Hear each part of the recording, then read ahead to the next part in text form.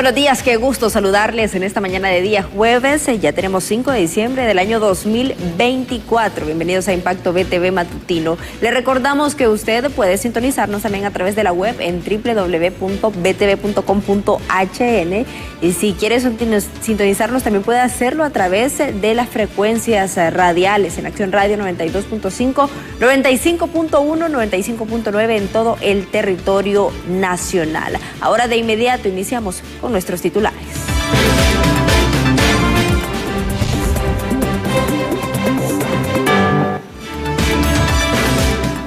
Y en estadísticas, más de 25,000 universitarios migrantes han sido retornados al país.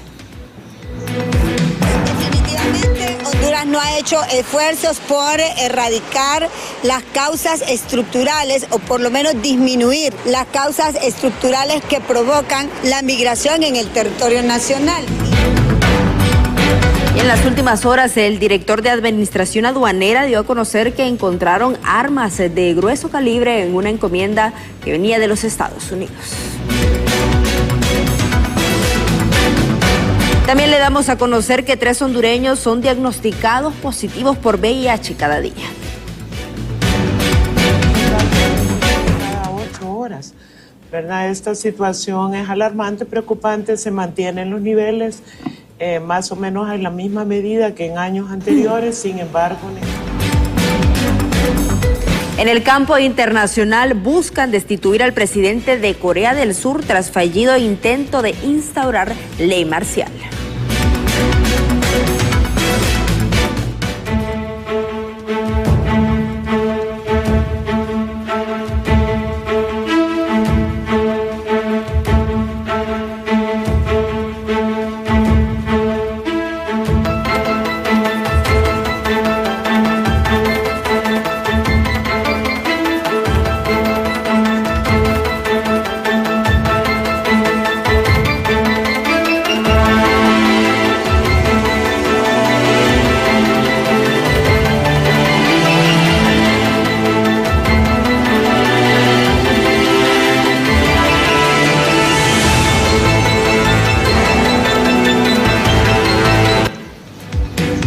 Iniciamos de lleno con las informaciones. En esta mañana le damos a conocer que jóvenes universitarios son las principales víctimas del desempleo en el país. Esta situación por la que deciden migrar, donde lamentablemente la mayoría son retornados a nuestro país, por lo que los defensores de los derechos humanos han expresado su preocupación.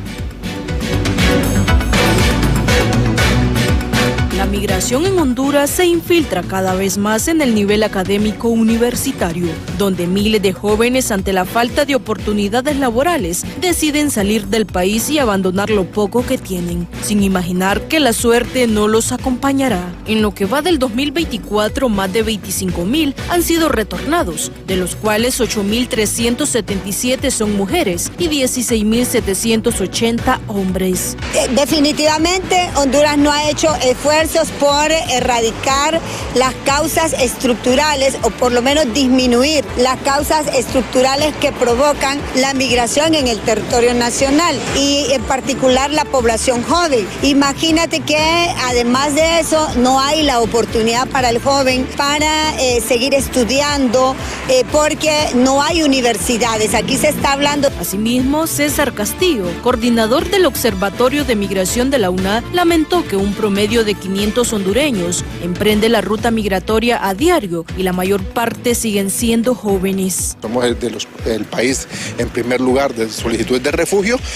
Con estos datos se establece más o menos una estimación. Son estimaciones, ¿verdad? Pueden variar, puede ser aumentar o disminuir. Lo que sí es claro es que en este año se ha disminuido el tema de deportaciones, el tema de retornados. Vamos a cerrar el año con una cifra cerca de los 40,000, muy inferior a la que hemos tenido el año pasado, que fueron 56,000. Mientras tanto, el ministro de Trabajo justifica esta situación, asegurando que la tasa de desocupación laboral ha disminuido en el 2024 en comparación a otros años y que se siguen buscando mecanismos para generar mayores oportunidades de empleo. La generación de empleo, la implementación de oportunidades para la alza en la movilidad de trabajo sigue en marcha y eso se debe principalmente a las decisiones que la presidenta ha tomado con su gabinete. La principal causa para que los jóvenes universitarios migren a otros países es el desempleo, ya que Honduras cuenta con más de 200.000 personas sin un empleo formal. En cámara de Ángel Maradiaga les informó Berenice Amaya.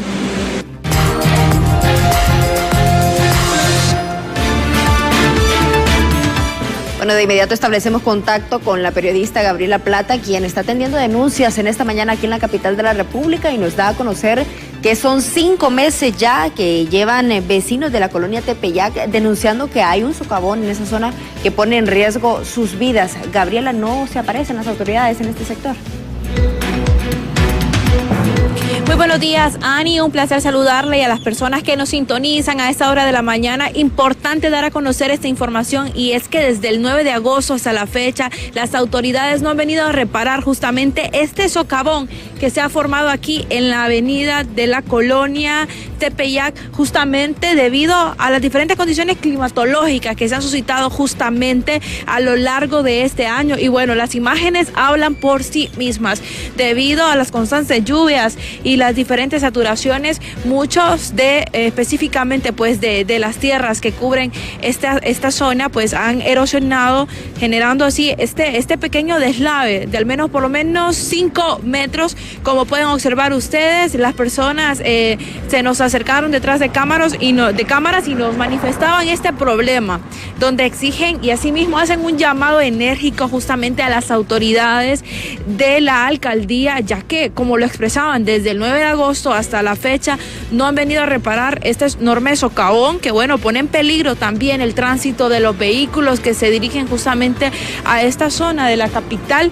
Esto es lo que nosotros podemos detallarles. También hay que tomar en cuenta que por lo general al final de año este es uno de los meses más vulnerables debido a las constantes lluvias y bueno, esto es importante darlo a conocer porque 5 meses han pasado y hasta el momento no han venido.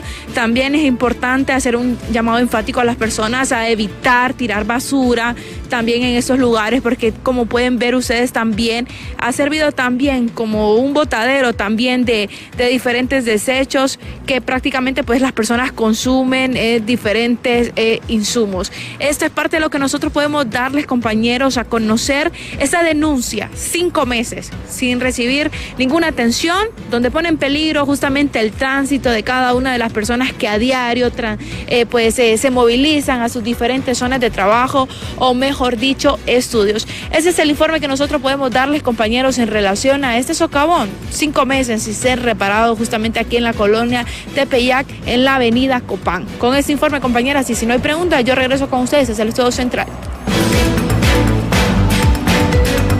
Bueno, gracias a nuestra compañera Gabriela Plata. 5 meses es un tiempo bastante largo de parte de la atención que ya se le tuvo que haber tal vez dado a esta situación. Sabemos que estamos o que todavía no han cesado las lluvias en el territorio nacional, todavía hay brisas. Puede ser que por eso se hayan detenido de reparar este agujero que hay en este lugar, pero sí, yo creo que ya es tiempo, así que el llamado directo para las autoridades para que puedan llegar a este sector y poder reparar y que estas personas puedan estar tranquilas. De noche no sabemos cómo está la iluminación, es un peligro que se vaya un carro o que caiga una persona. Pero seguimos con las informaciones en esta mañana. Nuestro compañero Walter Pérez se ha trasladado hasta el Instituto Nacional del Diabético para justamente realizar un sondeo de cómo están siendo atendidos los pacientes en este centro público. Walter, con usted.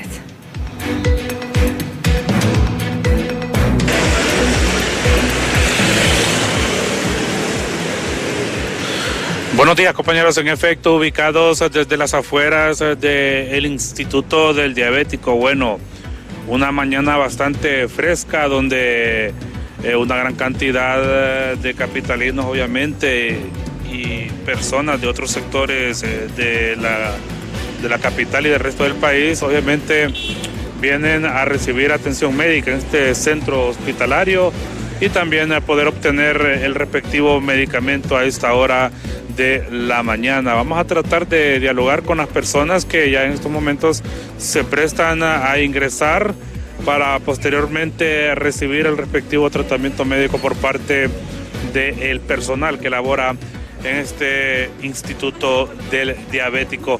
Buenos días, madre. ¿De qué colonia viene, madre? Buenos días. De aldea Yaguacire. Yaguacire. ¿Viene primera vez o ya había venido? No, tengo el control acá.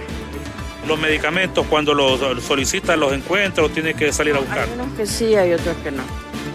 En lo general, va, y la principal queja de la población que en otros hospitales no hay ni medicamentos, no hay nada. Medicamentos, a veces toca comprarlo. ¿Cuál sería el mensaje que le daría a las autoridades? El mensaje que le puedo dar es que por verdad, porque nosotros a veces no tenemos un empleo, que por lo menos los medicamentos que en los hospitales esté, ¿verdad? Que no falte, ¿verdad? Porque a veces no tenemos cómo comprarlo. Y más con una enfermedad y cuando no hay insulina, ustedes se ven obligados a ver de dónde sacan el dinero para poder comprar. Sí. A veces no hay insulina, a veces no hay todos los medicamentos que nos recetan, a veces unos hay y otros no hay, ¿verdad? Sí, ese es el mensaje que les puedo dar. Muchas gracias. Usted, caballero, con el permiso, ¿de qué colonia viene usted, caballero? Nosotros venimos de la Guadalupe Cedro.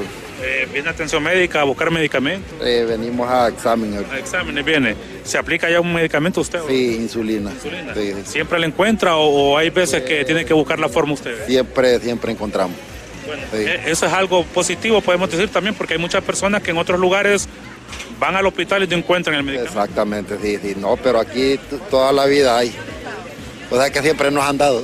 Y tiene que madrugar, obviamente, para ser de los primeros. No, venimos de largo y ¿más con este frío? Y somos los primeros. ¿Cómo es? ¿Su nombre, caballero? Diego Rodríguez. Muchas gracias, Diego. Bueno, es parte del reporte, compañeros. A esta hora de la mañana pueden apreciar, es una gran cantidad de capitalinos que obviamente buscan la respectiva atención médica a esta hora de la mañana desde este sector, compañeros, totalmente en directo, informándoles de lo que se registra a esta hora en el ámbito de la salud, misma que prácticamente se ha convertido en una tradición por parte de los hondureños, obviamente. Mi reporte a esta hora, compañeros.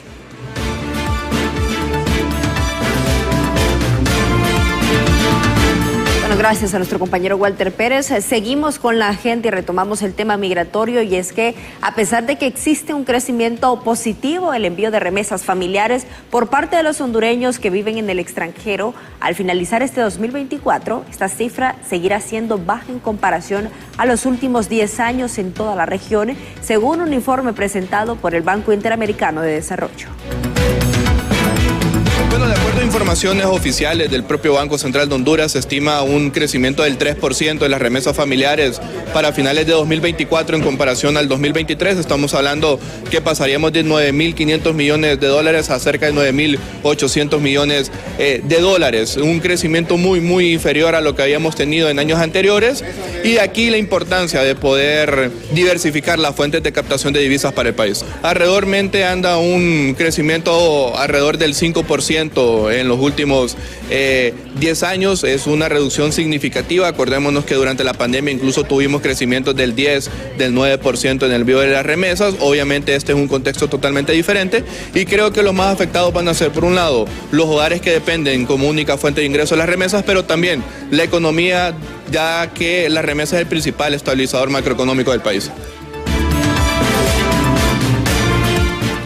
Y muchos de los agricultores en los campos de California apoyaron la candidatura del presidente electo Donald Trump, pero ahora están preocupados por el impacto de las deportaciones masivas en la disponibilidad de manos de obra. Fernando Mejía, corresponsal de La Voz de América en Los Ángeles.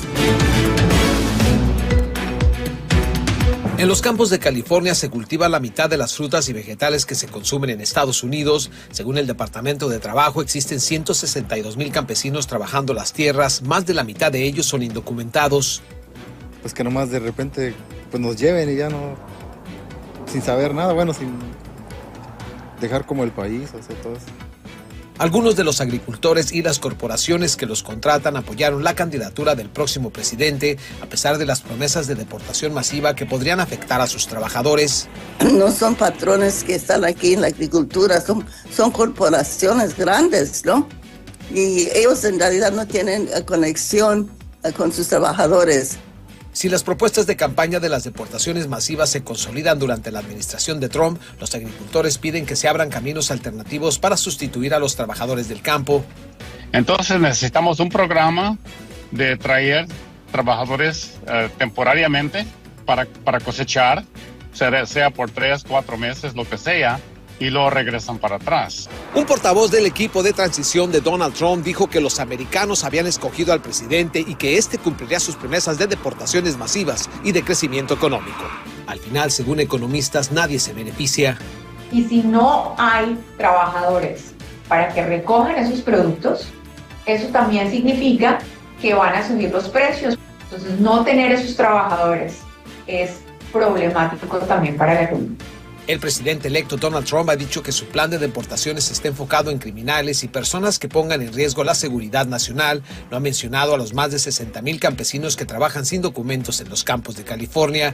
Fernando Mejía, Voz de América, Bakersfield, California.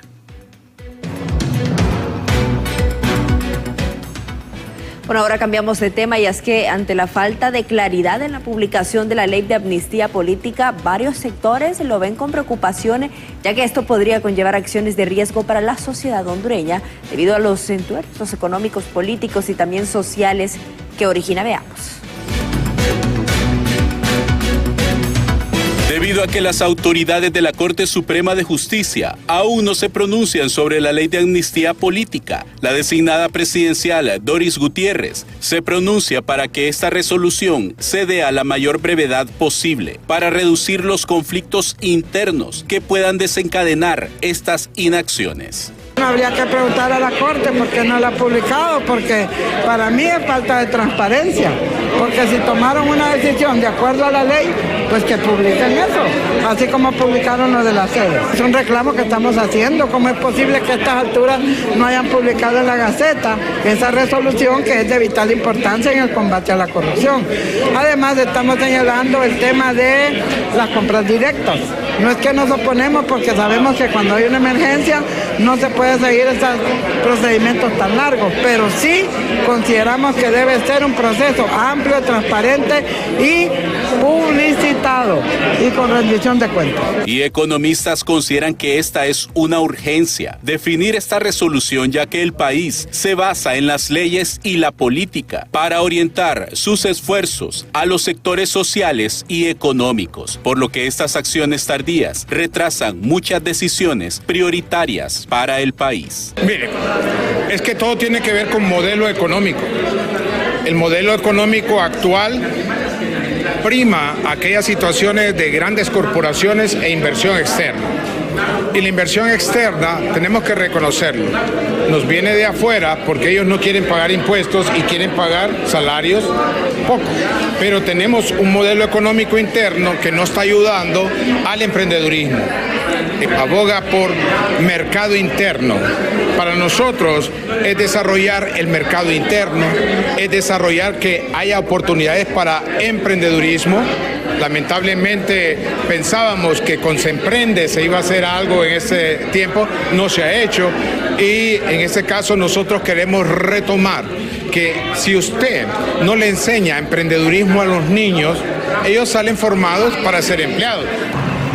Estos sectores manifiestan que la falta de claridad en el tema de la publicación de la amnistía política está derivando en problemas a futuro, temas que vendrán a afectar la política, la economía y a los sectores sociales de nuestra Honduras. Con cámaras de Jesús Sánchez, les informa César Euseda.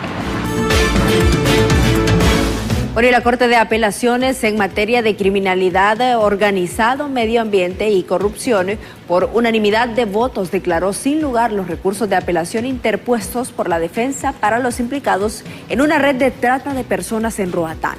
Los imputados son los ciudadanos norteamericanos Gary Lee Johnson, Harold Green, William James Murdoch y el hondureño Ramón Gustavo Trejo. Esto justamente en el caso de trata de personas. Este caso pues es sonado, donde mientras Gary Lee Johnson y Gustavo Trejo también son señalados del delito de asociación para delinquir. La investigación logró identificar a todos los miembros de la banda criminal, estableciendo cómo se aprovechaban de niñas y adultos víctimas de la trata de personas. Según los antecedentes, todo inició cuando se capturó al norteamericano Gary Lee, a quien se le relacionó con la desaparición de la joven Angie Peña. Sin embargo, se logró descubrir que existía esta red a la cual se le encontraron evidencias de relaciones sexuales con sus víctimas menores de edad, en donde se encontraron imágenes repudiables de niñas indefensas.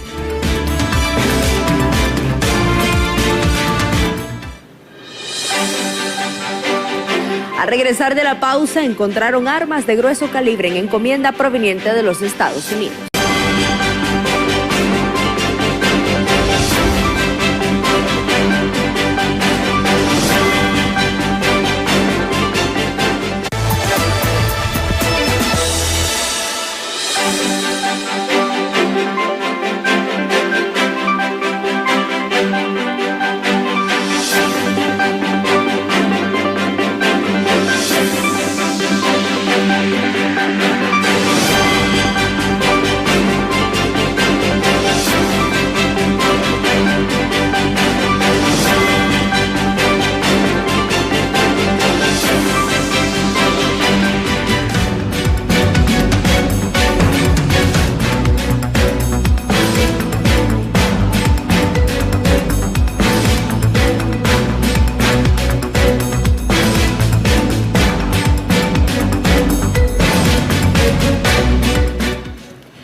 Gracias por continuar con nosotros en Impacto BTV Matutino. Esta mañana pues todavía siguen las temperaturas bajas en el territorio nacional y es que hoy jueves esa cuña de alta presión seguirá produciendo temperaturas frescas, vientos del noroeste, lluvias y chubascos débiles y moderados. A continuación los detalles. Cuña de alta presión sobre el territorio nacional, produciendo temperaturas frescas, viento del noreste, lluvias y chubascos débiles a moderados dispersos sobre las regiones norte, noroccidente, oriente, sectores del centro y occidente, condiciones secas y estables en la región.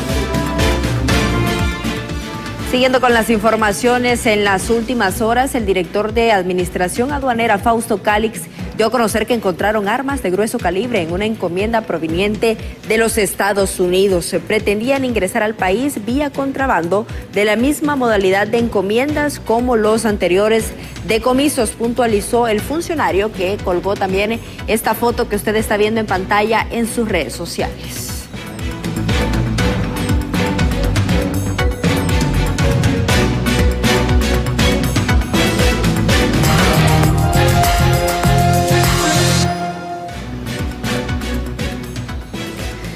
Nos conectamos nuevamente con nuestra compañera Gabriela Plata, quien nos da a conocer que en este mes de diciembre acecha a transportistas por los cobros de aguinaldo. Se encuentra dialogando con ellos para ver ahora mismo cómo está la situación, Gabriela.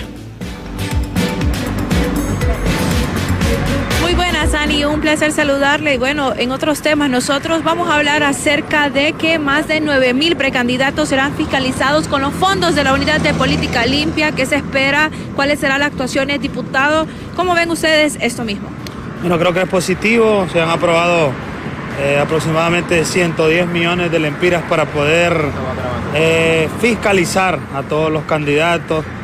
Lo miramos que es algo importante en el país, luego que ha sido penetrada con fondos del narcotráfico a las campañas políticas. Ojalá que entiendan que el país ya tocó fondo, tenemos un nuevo escenario político y al final le queremos apostar a que la voluntad del pueblo sea escuchada en las urnas. En esta misma línea, diputado, muchos afirman que la Unidad de Política Limpia es catalogada como un elefante blanco. ¿Cómo responder ante estos sectores? Y bueno, ¿cuáles son esas mismas aseveraciones como ustedes, como congresistas? Bueno, no tenemos que desconocer que durante la vida democrática de nuestro país las instituciones no han funcionado y han sido premiadas por los grupos fácticos, los grupos de poder. Y al final, bueno, tenemos que entender que hoy tenemos un gobierno legítimo, respaldado por la mayoría del pueblo hondureño, que aspira a hacer las cosas diferentes. Creo que vamos a tener otros resultados. Las instituciones son llamadas a mejorar día a día y no me cabe duda que esta va a ser una buena ocasión para poder cambiar la historia de nuestro país. Importante conocer esta información. Le agradecemos, diputado. Más de 9,000 personas estarán participando en estos próximos comicios electorales, donde la Unidad de Política Limpia afirma y señala el narcotráfico no volverá a imperar justamente en la vida política del país. Con este informe yo regreso con ustedes hacia el Estudio Central. Bueno, gracias, Gabriela. Y es que precisamente para eso es la Unidad de Política Limpia y la importancia también que tenía la aprobación del presupuesto para que estos pudiesen estar pendientes de este gran número de personas que participan en las campañas y también fiscalizar sus fondos, de qué manera se mueven y de qué manera los obtienen. Pero siguiendo ahora con las informaciones, vamos hasta la zona norte del país, donde Mariela nos comparte análisis sobre temas de extorsión. Con usted. Gracias, Ani Romero. Muy buenos días. Qué gusto poder saludarle. Tal como usted lo ha mencionado, me acompaña en esta mañana Johnny Ortiz, dirigente de transporte en la zona norte del país, en donde consultamos que el mes de diciembre suele ser una temporada bastante preocupante para transportistas debido a ese flagelo de la extorsión. Johnny, buen día. Buenos días, televidentes de BTV. Efectivamente, estamos alarmados prácticamente porque no ha disminuido lo que es este delito del crimen organizado, y esto le dice a usted que ha empeorado porque donde no hay resultado, donde no se frena, donde no se pone orden en este delito, definitivamente pues hay otros bandas que van surgiendo nuevas de 2 o 3 que se pongan de acuerdo. Ya ese es parte del crimen organizado. Y está afectando a lo que es al rubro de transporte, está afectando a lo que es el ciudadano de a pie, el que no puede comprarse un vehículo, sino que hace uso del transporte público, porque a esto se suma lo que es la misma delincuencia común, donde ha incrementado. Vemos el robo de vehículos, cómo ha aumentado, especialmente aquí en el norte de Honduras, en San Pedro Sula, donde prácticamente es insoportable la situación que se vive en lo que es las calles. Bueno, además que se genera la situación de que los delitos también como robo y extorsión siempre siguen al alza. Sí, el problema es que como no se ha puesto en orden, no se ha frenado este delito de la extorsión, pues definitivamente es como Pedro por su casa. Yo creo que, mire, en la empresa privada, cuando un empleado no le da resultados después de varios llamados de atención, pues se hace a un lado y se pone otra persona. Entonces nosotros no pedimos que quiten a lo que es el ministro de Seguridad, porque es una persona muy capaz, de experiencia, pues tiene un grado muy superior militarmente, podemos decir, es un general. Pero sí, él tiene que hacer a un lado muchos directores que no le dan resultados. Y sumado a esto, debe trabajar en conjunto con lo que es la Fiscalía y el Poder Judicial, porque el problema no solo es el trabajo que no haga el ministro, el problema es que se deben judicializar los casos y no dejar en libertad a los detenidos dentro de las primeras 24 horas. Ese es el peor problema que tenemos los hondureños. Muchas gracias a Johnny Ortiz, que nos comparte importantes reacciones referente a ese flagelo que cada vez incrementa en el país. Con ustedes, a la ciudad nuevamente. Bueno, gracias a nuestra compañera Mariela Manzanares. Siguiendo con la agenda informativa, el calendario para la elección el próximo año, tanto del secretario general como del secretario general adjunto de la Organización de Estados Americanos, quedó programado para el mes de marzo. Y es que Paraguay han expresado su intención de postular candidatos para la Secretaría General, que ha sido ocupada durante 2 mandatos consecutivos por el uruguayo Luis Almagro. Él inició su gestión en el año 2015 y fue nuevamente reelegido en el 2020. La resolución aprobada convoca un periodo extraordinario de sesiones de la Asamblea General para el lunes 10 de marzo del 2025 en Washington, con el objetivo de elegir al sucesor de Almagro, cuyo mandato vence el 25 de mayo del mismo año.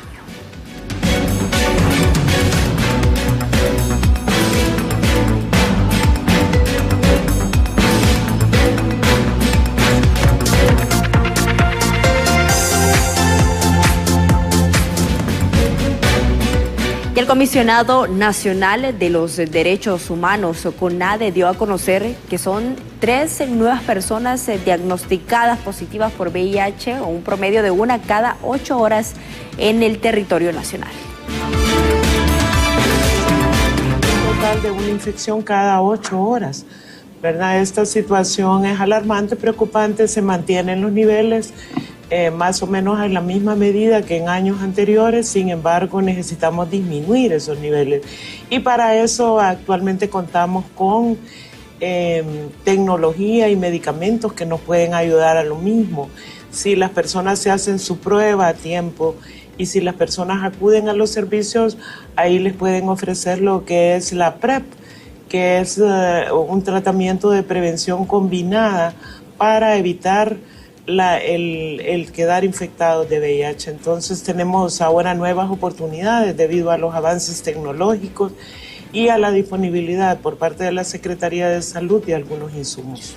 Sé que el 78% de los casos está concentrado entre Cortés, Atlántida, Colón, Lloro y Francisco Morazán, departamentos con más altos índices. Tenemos personas con VIH de todas las edades, desde bebés, que muchas veces son transmisión vertical, que ahí también a las madres se les recomienda tener cuidado, ¿verdad?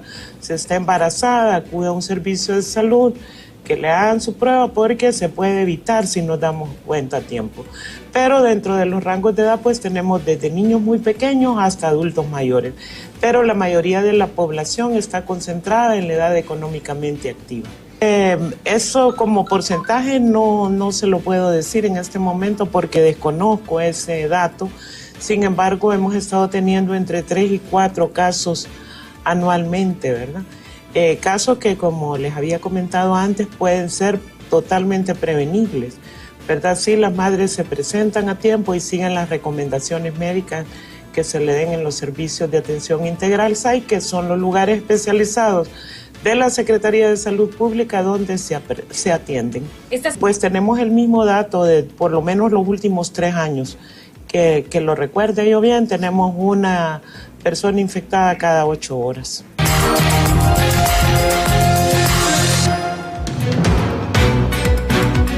Seguimos con las noticias a través de las pantallas de BTV. Establecemos contacto ahora mismo con el periodista Walter Pérez. Escuche bien, él nos da a conocer que el registro ya son 215 mujeres las que han asesinado en este 2024 en Honduras. Él se encuentra con el representante de organizaciones pro derechos de las mujeres, Honorina Rodríguez. Así es, Ani. Bueno, son cifras alarmantes que ponen hincapié a Honduras ante este alarmante casos de femicidios que prácticamente enlutan al país. Al menos 215 mujeres han perdido la vida en las garras de la violencia. Honorina Rodríguez nos amplía esta información y lamentando que estas estadísticas, en vez de ir bajando, vayan incrementando, Honorina. Gracias por el espacio. Es importante hacer un llamado a toda la población hondureña porque, bueno, también tenemos nuestra cuota de responsabilidad cuando normalizamos las violencias contra las mujeres, que es la antesala al femicidio. Como bien decía usted, alrededor de 215 mujeres se les ha quitado la vida en lo que va del año. A veces se hace o siempre se tiende a hacer comparaciones entre un año y otro y nosotras decimos es que no debería haber ninguna mujer asesinada. ¿Por qué? Porque lo que pasa es que a las mujeres las matan por ser mujeres y eso pues es una situación diferente a lo que sucede con los homicidios. Claro, hay muertes violentas de mujeres también, no solamente femicidio, pero el femicidio es el asesinato de las mujeres por ser mujeres. En ese sentido, decirle que todas y todos tenemos una responsabilidad, por supuesto, pero el llamado siempre es al sistema de operadores de justicia a poder analizar, investigar y tratar estas problemáticas de los femicidios como eso, como el asesinato de las mujeres por ser mujeres, para poder encontrar la respuesta que tanto está necesitando la población hondureña. Y sobre todo, que le digo, esos más de 20.000, 25.000 niños y niñas que han quedado huérfanas y huérfanos producto de los femicidios. Brevemente, ¿en qué lugares del país tienen focalizados ustedes como organismos defensores de las mujeres donde se está produciendo el mayor número de casos de muerte de mujeres?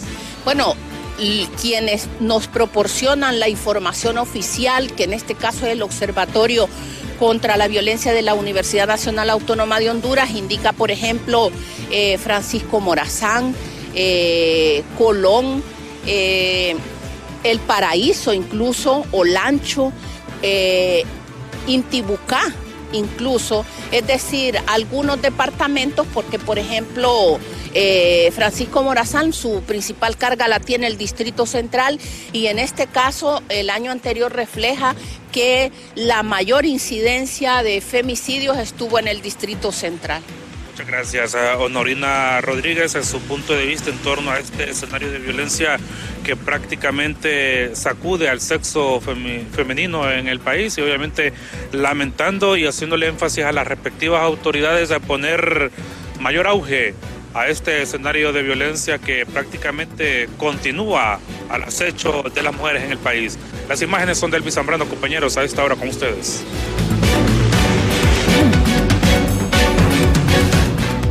Bueno, gracias a nuestro compañero Walter Pérez por estas cifras que son lamentables en el territorio nacional. Tanta muerte violenta de mujer y también un número alto de violencia y de muertes violentas en general en el territorio nacional. Siguiendo con las informaciones en temas de salud, el Hospital Escuela habilita unas 230,000 citas de consulta externa para el año 2025. Sin embargo, aún hay cupos para lo que resta del 2024. Escuchemos. Pero bien, aquí lo importante es que ya las citas están habilitadas, las ventanillas y el personal a cargo de la emisión de citas igual ya han coordinado todo, y es así que las ventanillas están abiertas de 6 de la mañana a 3 de la tarde, de lunes a viernes. Esto en el otro lobby, como ya están observando ustedes. Bueno, y seguimos con las noticias, siempre en estos temas. El sistema sanitario en San Pedro Sula justamente pues representa algunos o tiene algunos problemas ante la necesidad de atención médica demandante que hay. Es el claro ejemplo lo que ocurre en el Seguro Social de la zona norte, que reporta una alta mora quirúrgica, especialmente en pacientes vasculares. Siempre tenemos el pendiente de un número alto de cirugías, tanto adultos como niños, sobre todo los niños, pero pues se va evacuando poco a poco, apoyados con las brigadas que han venido este año, que termina, y el año próximo tenemos el ofrecimiento de muchas más brigadas de las que hubieran ahorita. Podríamos platicar que anda alrededor de 200, 250 niños aproximadamente. ¿Y en adultos? Adultos un poco menos, pero siempre hay pacientes, tal vez 50, un número aproximado de 50. De una cirugía de corazón aproximadamente puede rondar los 800,000 lempiras. Al regresar de la pausa, a balazos asesinan a reconocido empresario en Manhattan, Nueva York.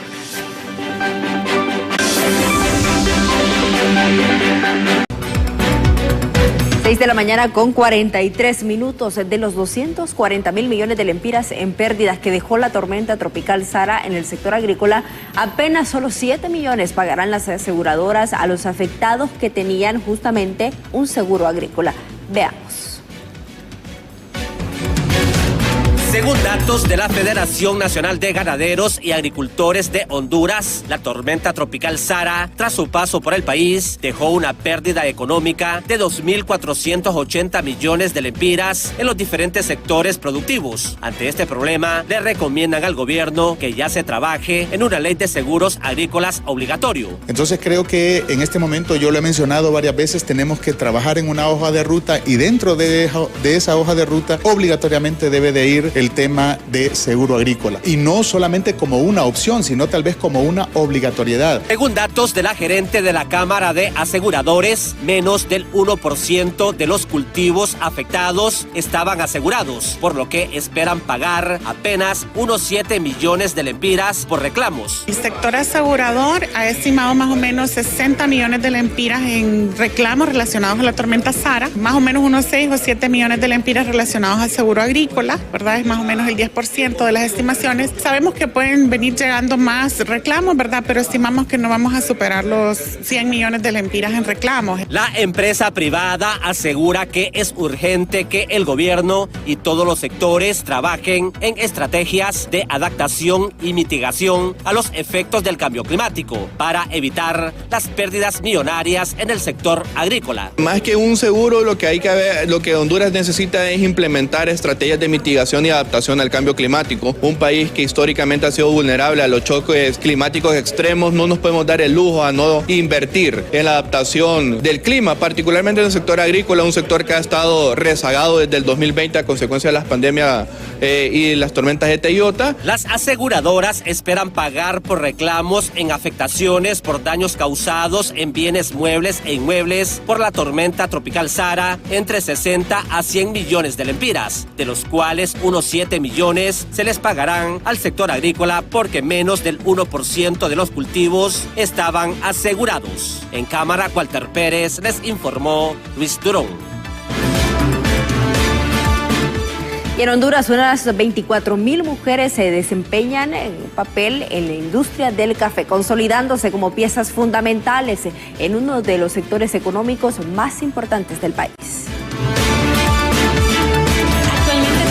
La participación, que son alrededor de 24,000 mujeres, y de estas el porcentaje es aproximadamente el 20%. En la juventud sí tenemos un reto, un desafío, solo tenemos un 8% de participación de los jóvenes. Decirles que nosotros como subsecretaría de Caficultura, a través del bono presidencial,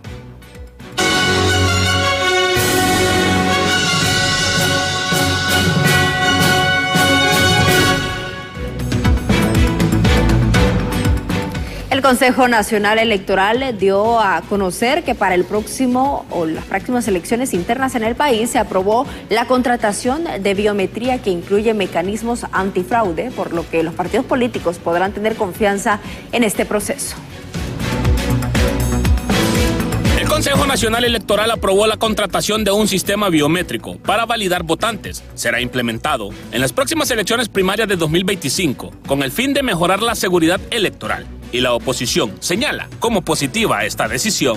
Que están tomando todos los mecanismos de protección, entendería yo, y creo que una de las partes que tenemos que entender los políticos es aprender a respetar la institucionalidad y eso parte de respetar las decisiones aunque no las compartamos. Y en ese sentido le vamos a dar el voto de confianza a la abogada Cosette Osorio, que es la que presida, que preside en este momento el Consejo, y sabemos que ella está pidiendo también que el pueblo hondureño sea veedor, el primer veedor.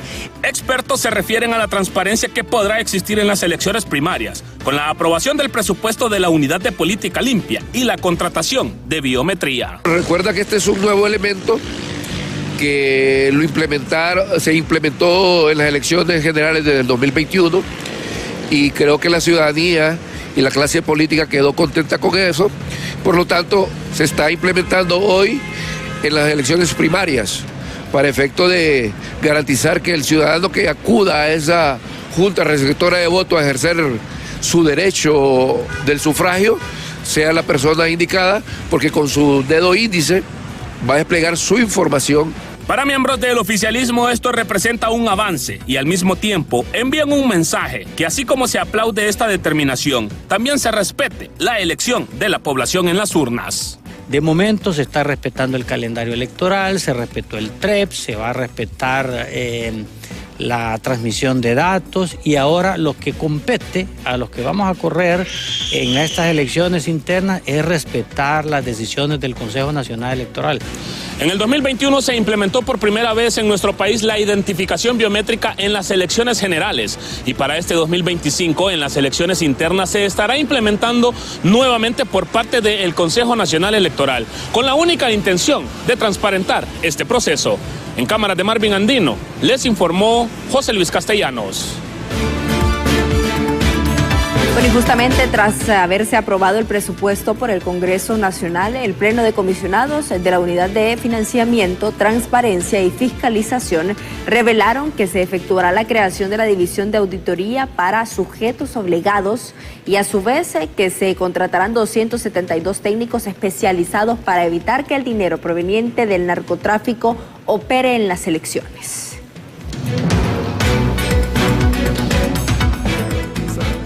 A través de la rendición de cuentas. La transparencia se garantiza a través de la apertura de cuentas bancarias, a partir de la trazabilidad de los fondos, para que tengamos nosotros la facilidad de identificar cuál es el origen, el uso y el destino que le dan a los fondos. La transparencia también pasa a través de la validación y certificación que va a hacer la unidad sobre el origen de los fondos que van a tener en uso en esta contienda electoral, para poder identificar quiénes son los aportantes a las contiendas electorales, quiénes son las personas jurídicas, o sea, las empresas que van a aportar a la contienda electoral, para poder nosotros validarlas. Tiene la institución. Estos 4 ejes están enfocados desde el proceso de formación interna hacia afuera, sujetos obligados, prestadores de servicio, medios de comunicación y organizaciones de sociedad civil para procesos de veeduría social.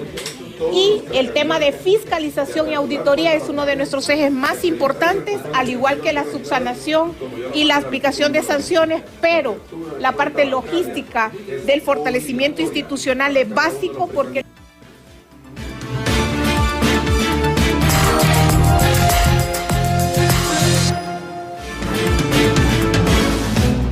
Bueno, Mariela Manzanares en San Pedro Sula nos comparte una denuncia de los habitantes de la colonia o la residencial, más bien Palos Verdes, donde están denunciando el mal estado de las calles en estos sectores. Mariela.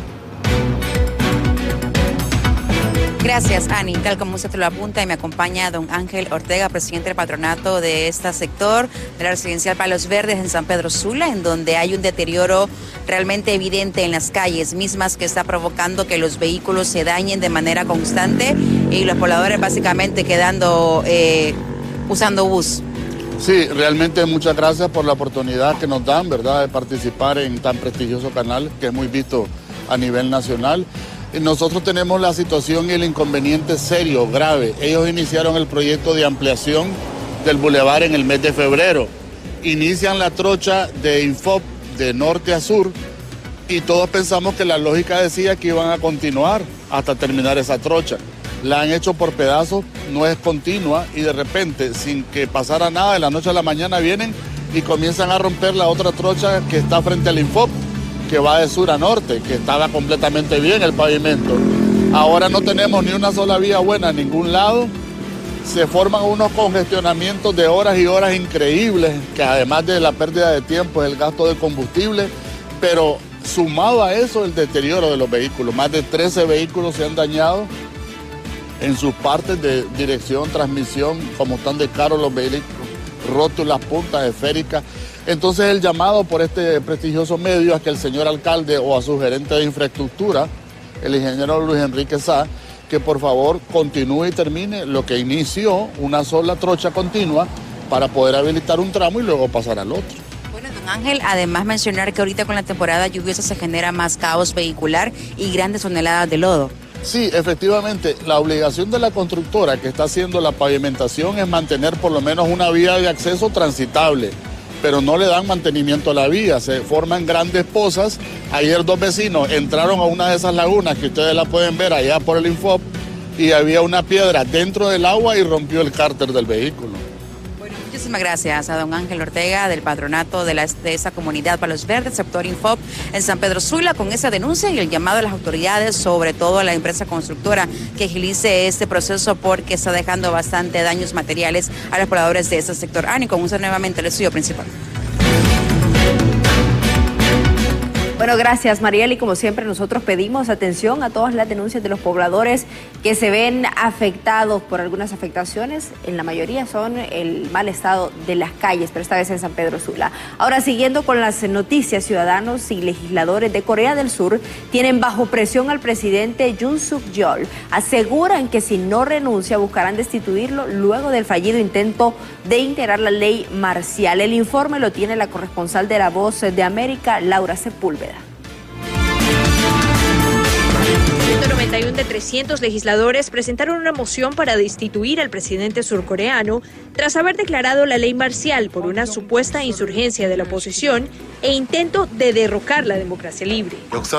Fue un momento de traición militar que consideramos desaparecido en la historia.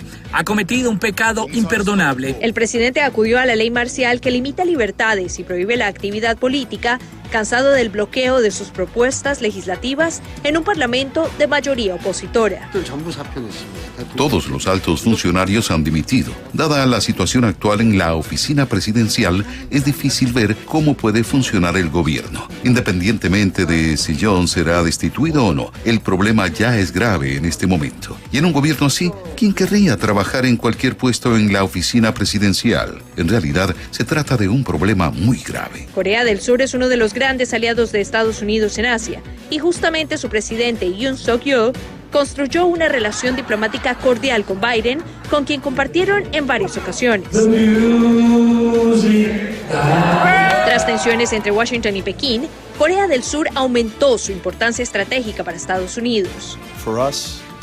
Para nosotros esta es una de las alianzas mundiales más importantes que tenemos. La democracia de Corea del Sur es una de las historias más influyentes del mundo. Es muy importante que cualquier disputa, diferencia o divergencia política se resuelva de manera pacífica y de conformidad con el Estado de Derecho. Entre 24 y 72 horas tras la solicitud de destitución, se espera el voto de los legisladores que definirán si Yoon sigue o no en la presidencia. Laura Sepúlveda, Voz de América.